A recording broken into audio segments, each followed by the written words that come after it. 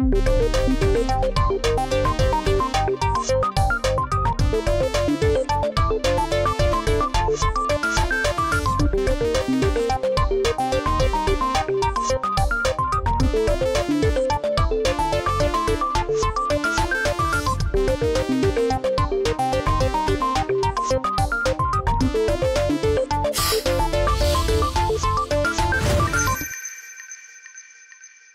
2001, African governments agreed to allocate 15% of their state budget to healthcare.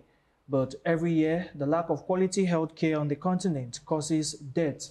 According to the World Health Organization, Africa carries 25% of the global disease burden, but its share of global health expenditure is just about 1%.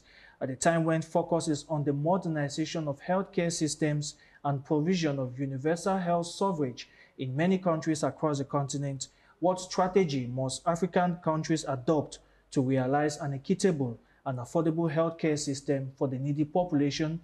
We'll find out as we go in depth on issues bordering healthcare systems in Cameroon and the African continent. Stay with us. My guest is an experienced gastroenterologist with a demonstrated history of working in the hospital as well as healthcare industry. With over 30 years of experience, he is skilled in medical devices, healthcare management, and clinical research. He has special interest in liver disease, interventional, and weight loss endoscopy. After obtaining his JCA advanced level from Cas Bambili in 1982, he studied medicine in Padua, Italy.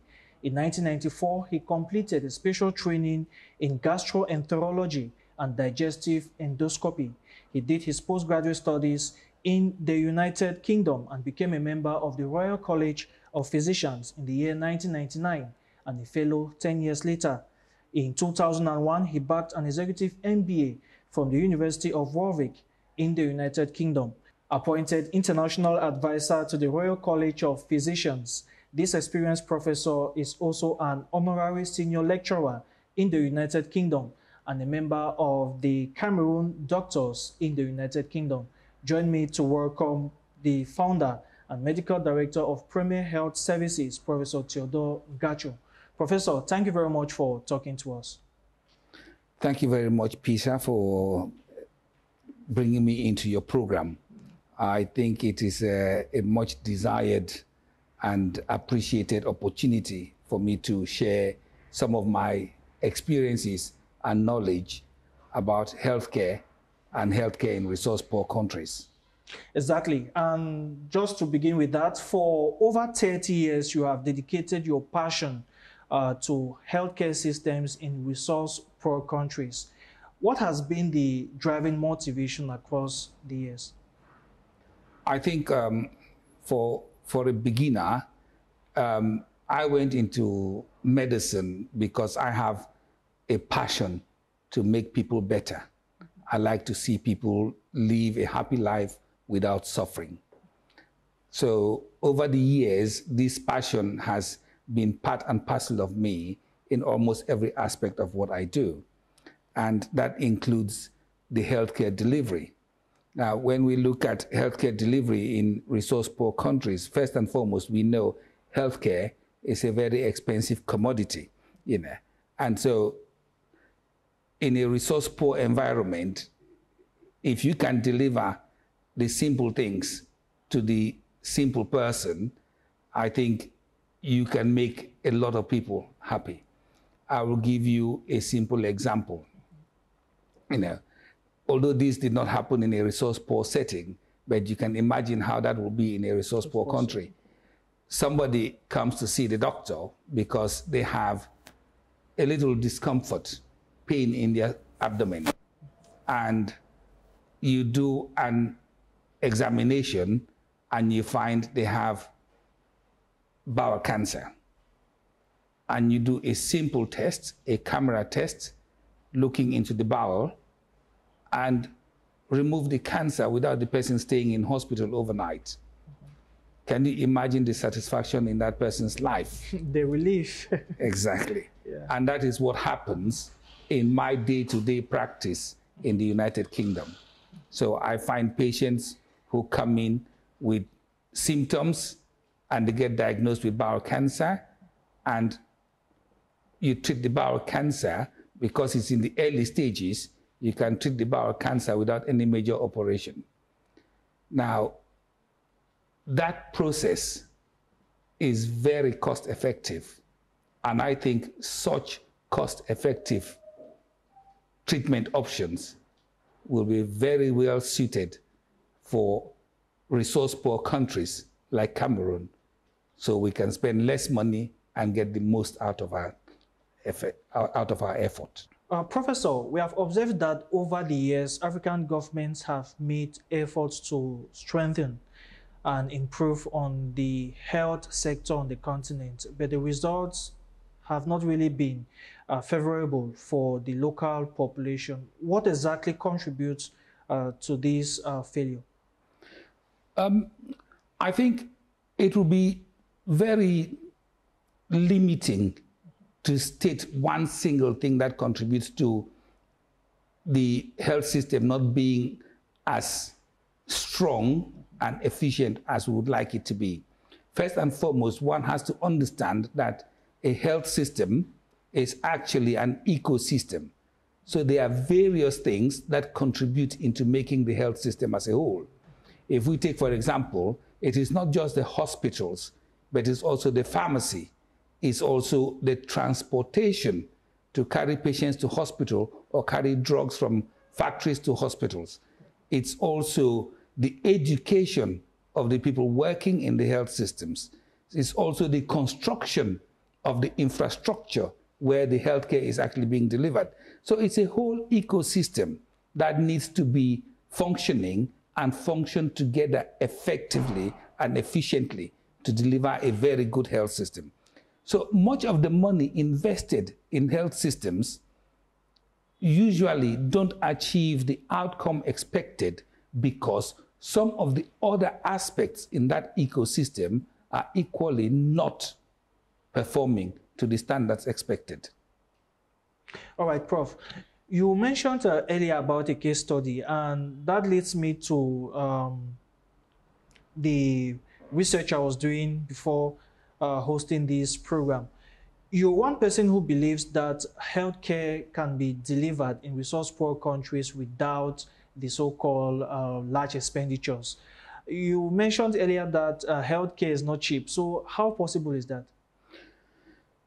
Yes, it is. It will sound very controversial to say when you say healthcare is not cheap, but you want to deliver healthcare that is affordable in a resource-poor environment.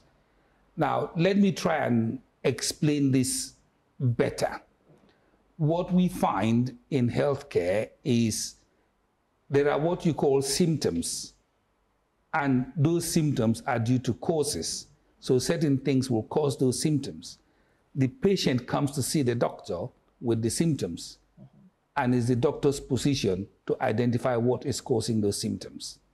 Now, if the doctor treats the symptoms, the cause is not gone away. So that patient will have treatment and treatment and treatment and time again for the same problem that is still there. Those treatments, even though at the onset might sound very cheap, they are not cost effective. Now, if the doctor spends some time and the person spends some money and identify what is causing the problem and they treat the problem, then the problem will not recur. And so even though at the outset the cost seems higher, in the long run, it is cheaper. So how can you deliver health care that is affordable in a resource-poor environment? Now, if we put our efforts in identifying the causes of the problems and treat those causes of the problems, we will end up spending less to treat the simple problems. I don't know what experiences people have, but you will find people who keep going to the doctors over and over and over again for the same problem that is going on for years. And then out of the blue, maybe one day they hit the jackpot and somebody finds the cause of the problem and treats it. And they said, I've been to all hospitals around the place and nobody could treat me until I met this doctor. Basically, what has happened is all the other treatments, all the other places they've attended have just been able to inform the final doctor that all the other things are not the cause of the problem. And that doctor might have got to the right thing at the last point. So if we spend some time at the onset to get to that right point, that person might not have spent all that money around the place. Yes. Now, experts believe that African countries must have a paradigm shift in a bid to put in place a healthcare system which, of course, meets the aspirations of the population. As someone who has studied in the UK, practice, and also have a firm mastery of the healthcare sector in Africa, what paradigm shift must African countries adopt in a bid to meet the realities that they want? Now, when we talk of a paradigm shift in terms of healthcare and healthcare delivery, I think there are various things that we can say. Some of them will sound controversial. Okay. First and foremost, when we try to deliver healthcare based on international standards, those standards are not actually designed for the African society. And why do I say they are not designed for the African society? The culture of the African people is completely different from the culture of other populations. Take an example. In Africa, or in most sub-Saharan Africa, people who are affluent, they tend to look after a large family base. They are not just looking after their own direct family, offsprings and siblings, but they tend to support a large family base. That support in the large family base keep a large number of people going in a healthy, relatively healthy condition. Now, that affluent person, if that person falls ill, there's a bigger population that suffers. Yeah. So if we want to design a health system to look after the bigger population and ignore that single individual who is actually the main backbone of the whole of that family, we will struggle to develop a system that will actually satisfy that population. If we develop a system that satisfies that backbone is going to carry the rest of the population. So that is a kind of paradigm shift that I think we can actually work on to see how we can change the health performance indicators for Africa. How do we look after the people who look after the others? If we can look after them well enough and look after them well enough in Africa, they will look after the others and they will save more money. Those people, if we don't look after them, they will fly to Europe, they will fly to India, they will fly to other countries. That is resources going out. So that is money we are losing. Okay? And so a lot of people will suffer when that person actually is ill because one, he spends money out of the country, and two, cannot make money to support that base. So that is one of the paradigm shifts that we can look into. The next paradigm shift that we can also look into is the African pharmacopoeia. So the African medication, the African medicines, we seem to ignore them. But a lot of those medications have got active ingredients that are medically effective. Unfortunately, we don't know about them.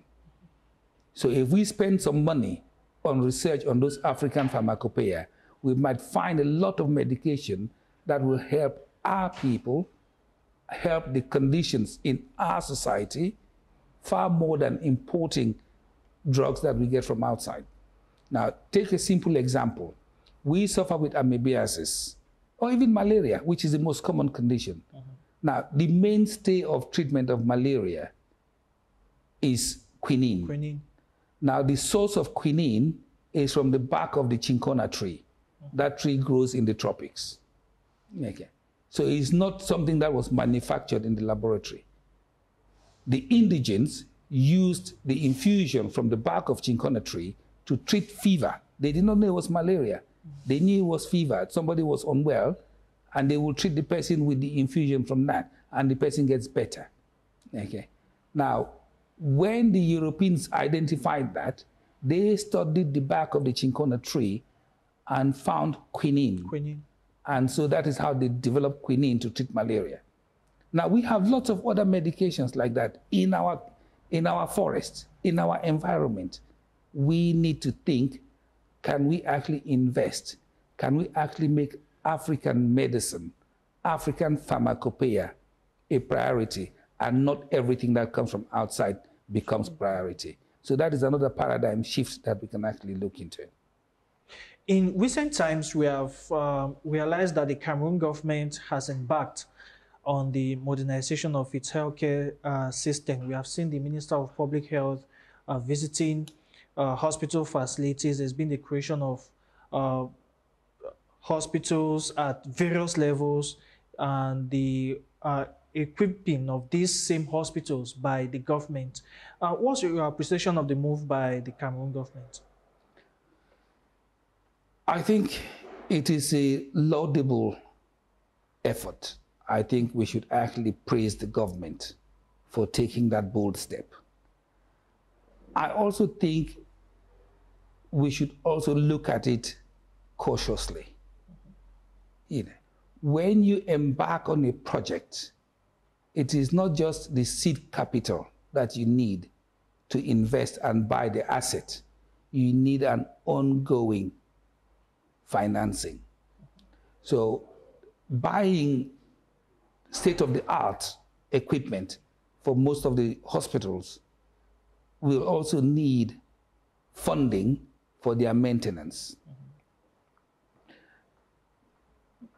For healthcare system, I did say earlier on that healthcare is an ecosystem.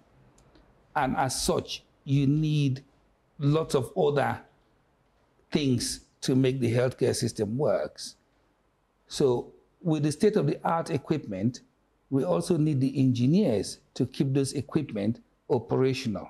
Otherwise, they will not be serving anybody. So we also need to have locally trained engineers. We need technicians to actually operate them. So we need trained technicians. So it is well and proper that we need those equipment. It is also well and proper that we train the people to run the equipment.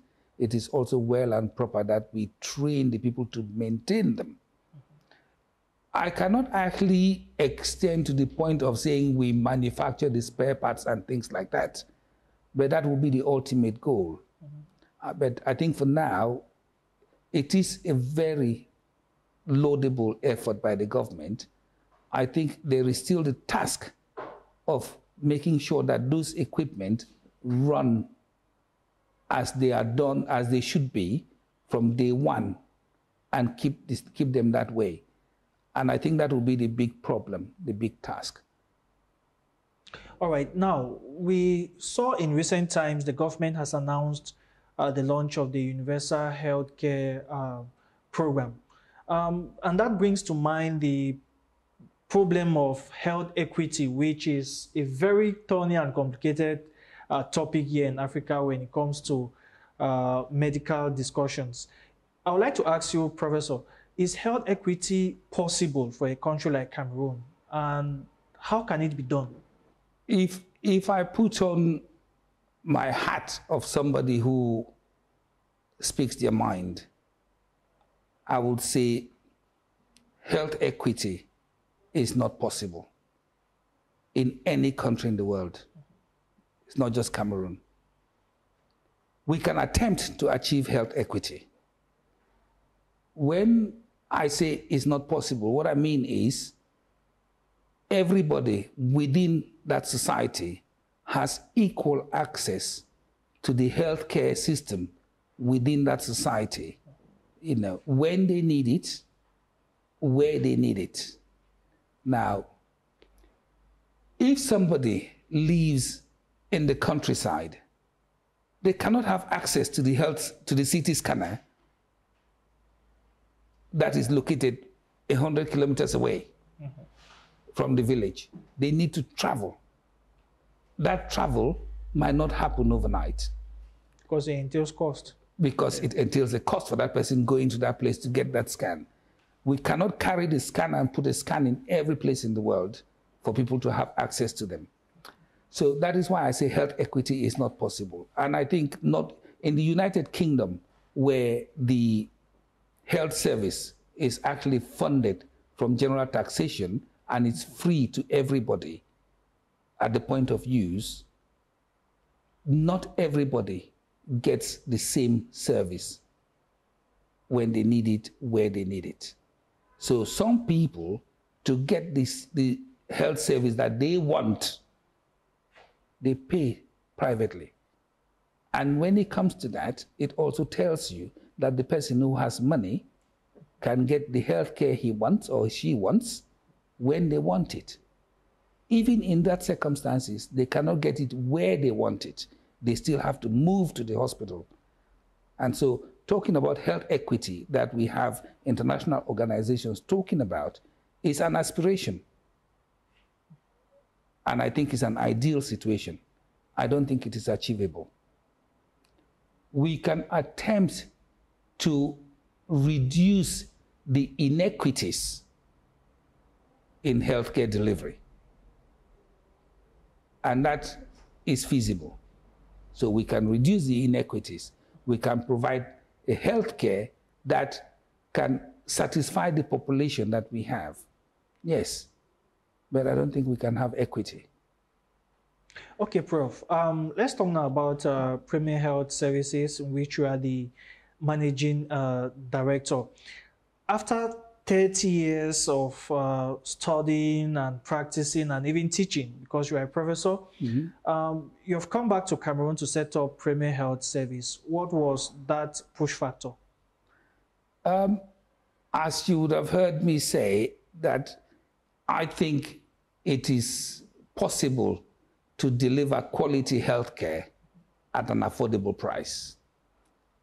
And I don't think it should be a cheap price. I said affordable. Okay. Because healthcare is not cheap. It's not cheap, yeah. So whilst working around the world, one of the driving forces is, how can this be delivered in Cameroon? When I work in England, I do things that they seem to happen like that. It doesn't seem to be rocket science, but it happens. How can that be delivered in Cameroon? I teach students. I have my doctors that I trained. Some are working around the world, you know. And you would hear hospitals springing up in India, and they are delivering quality healthcare.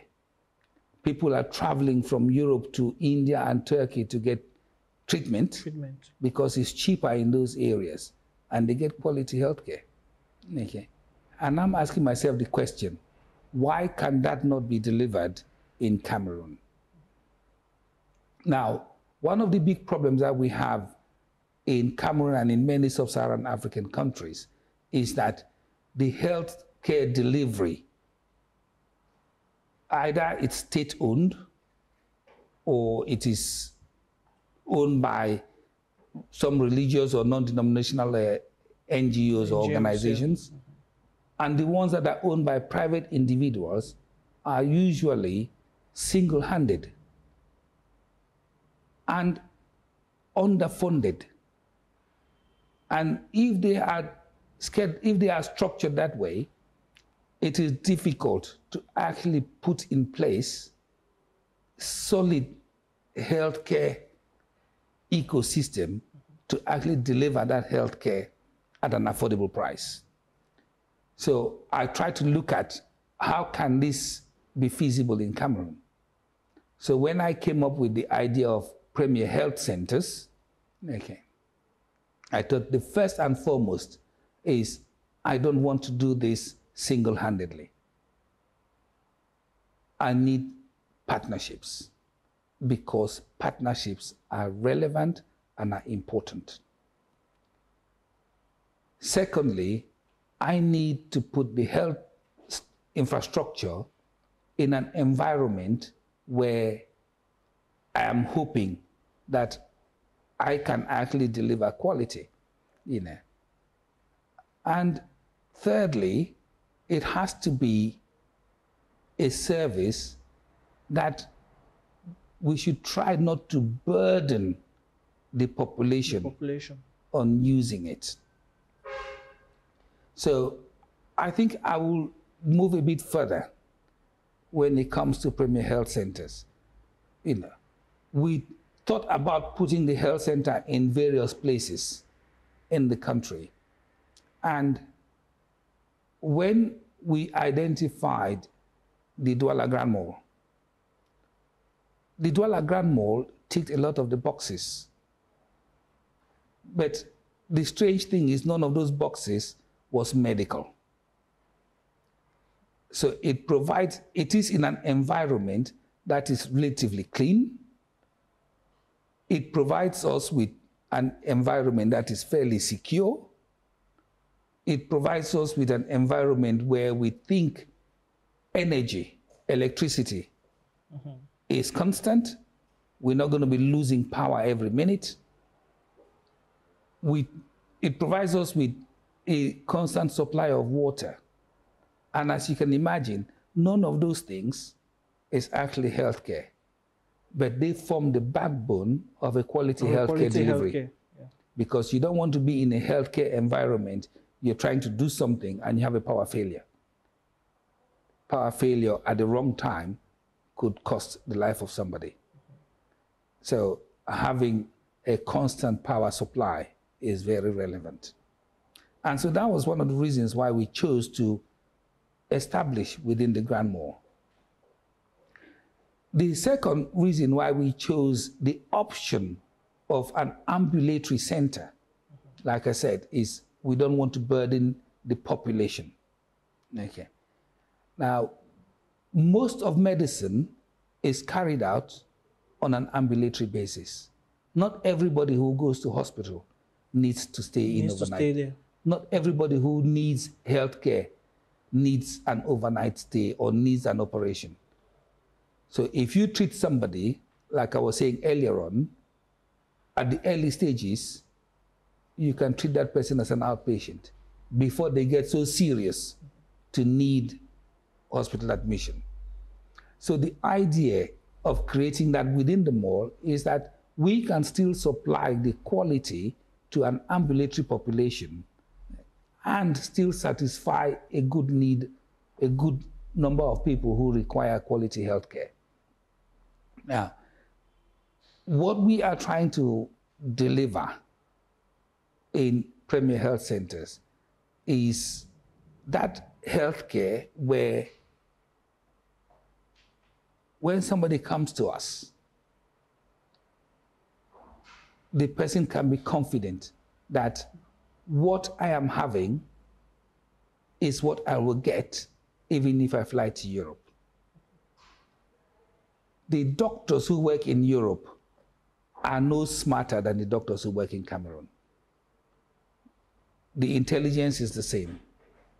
I can tell you that because I have taught in both environments. So why would somebody leave Cameroon to go to Europe for treatment? Those reasons is because everything else around the healthcare system in Europe works. And so it is effortless. And that is what we are trying to put within Premier Health Center. We're trying to put various things that work and work as it should do.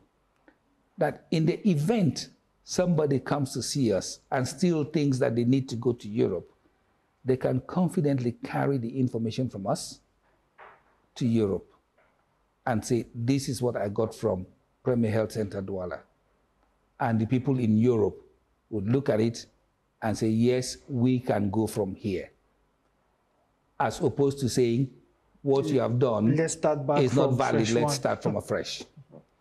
So those are the sort of things that we want to put in place, and delivering that, we're actually reducing the costs, even for the person who's going to travel abroad.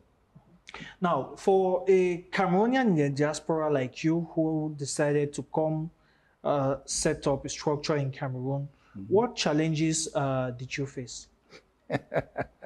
I think if we start talking about the challenges that the diasporas will face coming to Cameroon, the program will not be sufficient. But I will try to summarize. Yeah. First and foremost, a diasporan like myself who has been in Europe for decades, we are tuned to working to European reasoning, European standard of working. And it is not easy to change from that mental state to the Cameroon situation.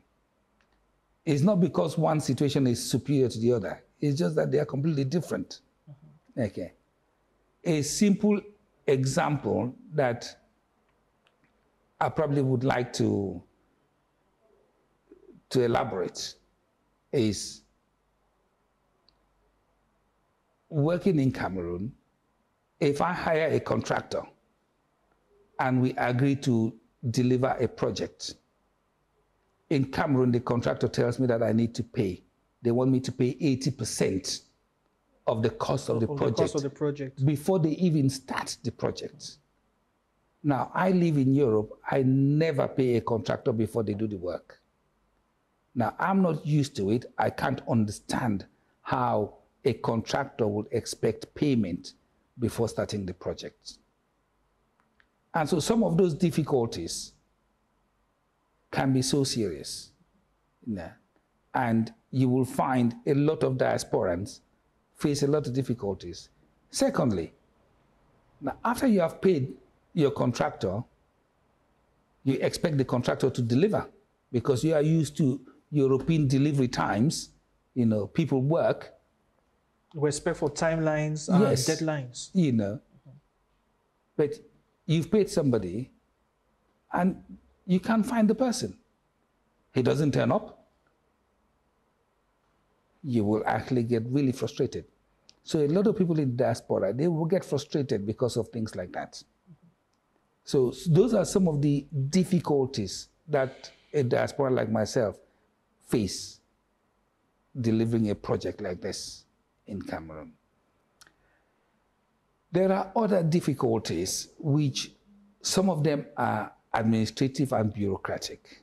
You know, our country is a very bureaucratic country, you know, where there is a lot of paperwork that needs doing. And I think for a lot of people in the diaspora, one of the drawbacks is actually that bureaucracy. So, an example, you are applying for a document for some authorization in Cameroon, and you are asked to produce a certificate of nationality. You are asked to produce a certified copy of your identity card. Now, what is the essence of a certificate of nationality when you have an identity card that states your nationality? A lot of people in diaspora will not understand that. Now, I have done it, but I still don't understand. Yes, I don't think there is a difference between those two documents. So things like that can make people frustrated. And there are lots and lots of other things along those lines when it comes to bureaucracy.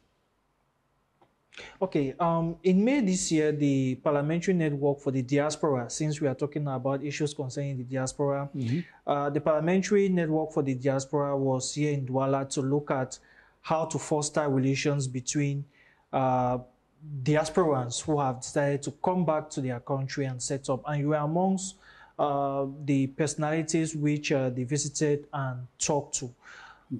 First of all, how significant is such a move, and what are really your expectations from Parliament concerning the issues that you must have discussed with them? First and foremost, I would like to thank the government, the parliamentarians, and the politicians for actually taking the effort, to look at the contribution from the diaspora into development of Cameroon. I don't think any country in the world has developed without considering its diasporas. That's true. The United States developed considering its diasporans who were British originally. There was a good collaboration between the British and the US government, and to date, they still have the strongest relationship, bilateral, between UK and the US. India developed by the diasporans who actually transferred technology, information, money from around the world to India. China is the same. And that is very relevant. I think even the Cameroonian diaspora is very relevant for Cameroon's development. Why do I say that? The Cameroonian in the diaspora is contributing to Cameroon, investing in Cameroon for the love of motherland. Most of the times, it's not investing because they want to make a profit. It's investing because they love their country. They want to be proud that this can also happen in Cameroon. So it is a very cheap source of finance, cheap source of funding, cheap source of resource for development projects. Now, having the parliamentary network recognize that tells me the Cameroon political system is recognizing the benefit of engaging the diaspora, to support and to follow, accompany, as they would say in French, accompany the government in its quest to develop. And for me, that is a very laudable action. Having this parliamentary network visit Premier Health Center filled me with so much emotion. It made me realize that what we are doing is not going unrecognized. What do I hope from that meeting? Like I said earlier on, there are lots and lots of issues, lots and lots of difficulties, differences between what the diasporan expects and what they actually get on the ground. And I think engagements like the one from the parliamentary network will actually go to foster and break down those barriers. I would really like to say,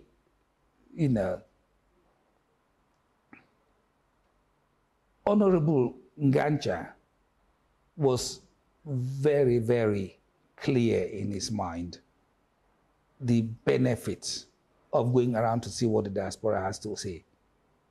And I hope and I pray that he is given the strength and the determination to see some of those things through, because there is a lot of expertise in the Cameroon diaspora that the country will benefit from.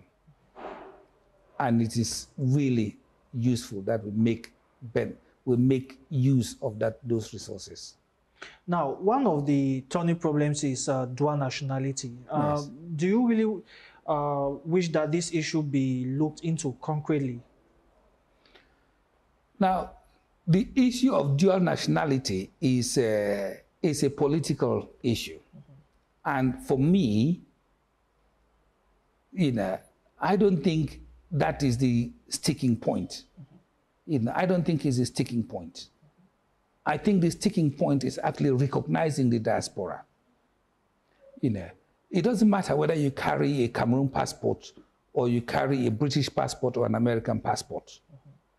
What is important is when you land in Cameroon, you are treated as a Cameroonian. As a Cameroonian. Yes, that is what is relevant. Your passport gets you through the borders, and beyond that, you don't use it. So dual nationality, yes, some people will argue for dual nationality. It might be relevant because a lot of people have other nationalities for other reasons, because they have sensitive jobs in other environments. Fair enough. But for the diaspora, what I think is actually relevant is that recognition. Is the recognition. How can that be evidenced? It can be evidenced, one, by making it easy for that diasporan to come home. Yes. Because there is no point, because somebody carries a British passport, the person cannot easily get a visa to come to Cameroon and is treated badly because they carry a British passport. That person is a Cameroonian. You probably don't even need to prove how you're going to stay in Cameroon. You're a Cameroonian. If you can prove that you have links with Cameroon, even if you hold a foreign passport, an easy access to visa would be very helpful. And I think such kind of understanding, that can be carried out unilaterally will be very, very useful to the diasporans. Okay, Prof, let me ask you this question. What proposals would you make to authorities to facilitate this diaspora integration into the development of Cameroon, particularly the health sector, which you master? Yes, I think what I've said will actually go along the lines of what sort of proposals I probably will be thinking, and like I said, thinking about easing the visa facilities is one, recognizing the diaspora is another one. Now, we know that in the health sector, we have certain shortcomings, we have certain needs, we have certain demands that we can get. Now, if we can channel the diasporans to actually fill up those areas where we are actually lacking, I think our deficiencies will be less. I'll give you an example. We have an ultra-modern regional hospital, say in Garwa, okay, with state-of-the-art equipment. We have a patient who needs a complex surgery in Cameroon. We don't have the surgeon to carry out that surgery in Cameroon. But there is a Cameroonian diasporan who can carry out that surgery, but that person is actually working somewhere else. Should we not make it easy for that person to fly into Cameroon, carry out that operation, and go back to their place of work? I think such kind of understanding and arrangements will actually help the health system.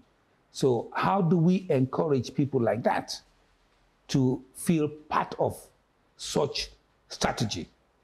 One is to actually recognize that that person can easily come and practice in Cameroon. Now, to practice in Cameroon lawfully, the person has to be registered with the medical council. To register with the medical council is quite a complicated scenario based on all the documentations that need to be presented. Now, if that registration process can be minimized, that will encourage a lot of people in the diaspora want to register with the medical council. Now, if they register with the medical council, their monthly dues will go to improve the coffers of the medical council, that the medical council can use for other things like continuous professional development. Okay? being registered with the Medical Council makes it easy and legal for those diasporans to come in and work in the country. I don't think those diasporans are coming in to take away money from other people. They are coming to give their skills. The money they spend to come to Cameroon is probably far more than the money they will actually earn working in Cameroon for the short time they're in Cameroon. Okay, Prof, let's look at the funding of health businesses, especially in Africa. Critics have come up to say that the funding of health businesses as announced by international donors does not work in Africa because the instruments that are being used are all uniform. That's for Africa and in other parts of the continent. Do you suggest that donors start looking into the peculiar characteristics of Africa before channeling funds for health businesses? I totally agree with the idea. They need to actually take into account the context of the society, the culture of the society where they are actually offering their funding. It is needless for an international organization to give a healthcare business funding, say, €1 million to develop a service to cater for the general population and give them a timeline to pay back, because the funding is not free. One of the things that never comes out in public discussions is that the funding that people receive or that organization receive is actually a loan that they have to repay. Now, if they have to repay that loan, it means that money has to generate a profit. To generate a profit from somebody who cannot afford to pay is very difficult. So there is no point giving an organization money to build a hospital in some village in the Western province when the village only has a population of 2,000 people, because you want to supply healthcare to the population. And that would be a reason why you even find a lot of private businesses are actually located in the big cities. In the big cities. Because that is where the population is. That is where the market is. So if they want to actually fund healthcare, the other thing is, when they fund healthcare in other countries, okay, in other countries, the healthcare is actually being financed through mutual organizations, through insurance payments, and rarely is paid out of pocket. Now, you fund African countries where most of the payment is out of pocket. Out of pocket. So the way that the revenue comes back into the business to pay back those loans is quite completely different. So the funding has to be looked into in a different way. Okay, Prof. Now, investments in the health sector is usually considered as a high economic risk. What factors should investors consider before venturing into health businesses? I think that is a very true statement. Investment in healthcare is very high risk. Investment in healthcare should be considered as a long-term investment. Investment in healthcare is not a short-term win-win. In most healthcare businesses, it's difficult to turn a profit in the first 5 years. So if you're investing in healthcare, or any organization investing in healthcare, they should be looking at an investment with a return that probably should be evaluated at 10 years and beyond. Now, why again is investing in healthcare a high risk? Investing in healthcare is a high risk, particularly in our society, also because of the method of financing. People have to pay out of pocket most of those people will only pay out of pocket when they cannot manage it, they cannot cope. And so they end up going to hospitals when it is very serious. So if somebody is investing in a health business, they need to be thinking, how am I going to attract people into this health business to generate a revenue and maybe pay back the loan and make a profit. And the risk is that the people you can attract might not be able to afford the price you can charge. And that is the reason why I keep saying that we need to have a paradigm shift in how we treat health businesses. Health businesses. Yes.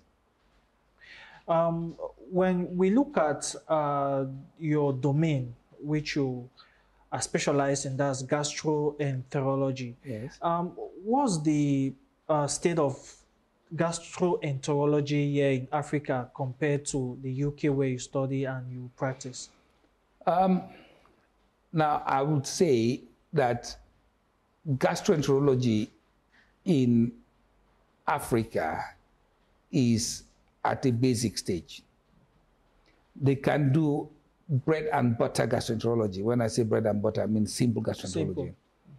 They can do simple procedures, diagnostic procedures in gastroenterology. They cannot do complex gastroenterology work. Some of the reasons why they cannot do complex gastroenterology work is not because they don't have the expertise, because they can equally learn, but it's because they don't have the infrastructure to practice. Like, you know, what I said earlier on about somebody with a colon cancer in an early stage. Not many places can actually address an early stage colon cancer endoscopically. So in the UK, for example, we are looking at minimal surgery for things, including colon cancer. Yes. So people with colon cancer can have keyhole operation and they'll go home within 3 to 4 days after big surgery for colon cancer. You know, people with complex gastroenterology problems, you know, can get their treatment carried out as a day case. So the disparity is huge, but that disparity is as a result of the difference in the infrastructure. Yeah. So I keep coming back to the difference in the infrastructure. Yeah. You know. So one of the things that we just talked about, the government trying to improve the equipment within the hospitals. That is an attempt to narrow that gap in infrastructure. You know, we talked about gastroenterology. For example, somebody who is bleeding in their digestive system can be treated with the endoscope. So the camera into their mouth, into their stomach, we can stop a bleeding ulcer, no operation. Somebody who has advanced liver disease and has veins in their neck that is bleeding, you hear they say somebody is vomiting blood and died. We can stop that. Now, in my hospital, we have a doctor available 24/7 who can do that at any time of the day. That is not something that we can afford in Cameroon. So you have that kind of disparity between gastroenterology in advanced economy and gastroenterology in resource-poor economy. All right, now let's look at the level of knowledge sharing amongst the specialists. Is it equitable between resource-poor countries like Cameroon and maybe Europe? Now, when it comes to knowledge, I don't think resource-poor countries are at a deficit. I think the knowledge is almost equal, on par. So in terms of knowledge, I think there is the knowledge available. If not, is something that can be acquired and can be acquired at a very short space of time. Okay, now, before we go, I would like to ask you this question because it's becoming more and more controversial in Cameroon. Vaccination. Cameroon is just concluding the expanded vaccination program campaign launched by the Minister of Public Health.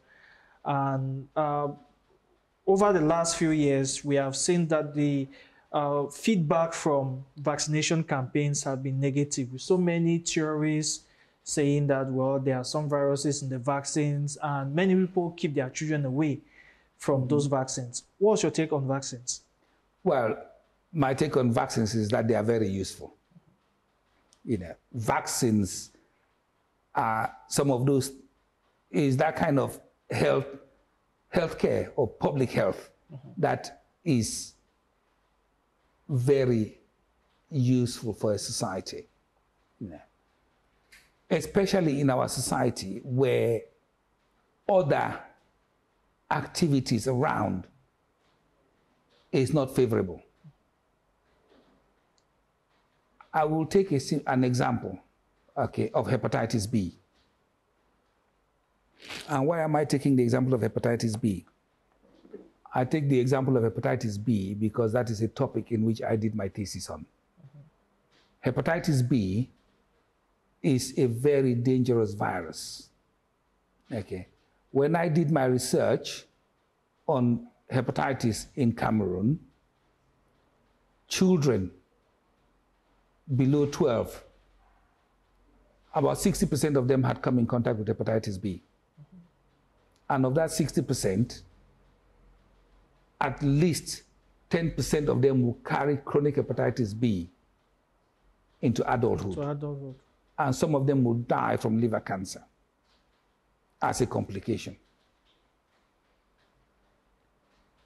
Hepatitis B can be eradicated if every child in the country is vaccinated against hepatitis B. So if we actually encourage parents to vaccinate their children against hepatitis B, we are certain that in 10 years' time, we probably will not be seeing hepatitis B in Cameroon. Now, what is the sense in being hesitant against vaccines, particularly vaccines that have been tested over the years? Doesn't make sense. The other vaccine that is very common, polio, where they have is polio, for example. Yeah. Yes, polio vaccine. They've eradicated polio around the world. Why would people be hesitant about polio vaccine? So vaccination is very useful. And I think we should encourage children or anybody who will benefit from a vaccine to take the vaccine. There are some vaccines that personally I will not even advocate. And those are the kind of vaccines that are not meant to prevent you from catching the illness. Typical example is the flu vaccine. I will not want to say that too loud. But the flu vaccine does not protect you from catching the flu.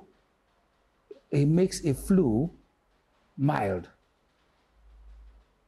Now, if somebody tells me that they don't want to have a flu vaccine and give me the explanation, I probably understand. But a vaccine like hepatitis B, anti-polio, HPV vaccine against cervical cancer, You know, those are vaccines that prevent you from catching the condition. You know, so it's almost like having a treatment that protects you for life. For life. Yes. It's a no-brainer. Yes. All right. Professor Theodore Ngachu, thank you very much for talking to us. You are the Managing Director of Premier Health Centers here in Douala. It was a pleasure having you on the program. Thank you very much, Mr. Sisiwe. And to you televiewers, it was a pleasure being with you on this edition of the program In Depth. Until next time, it's bye-bye.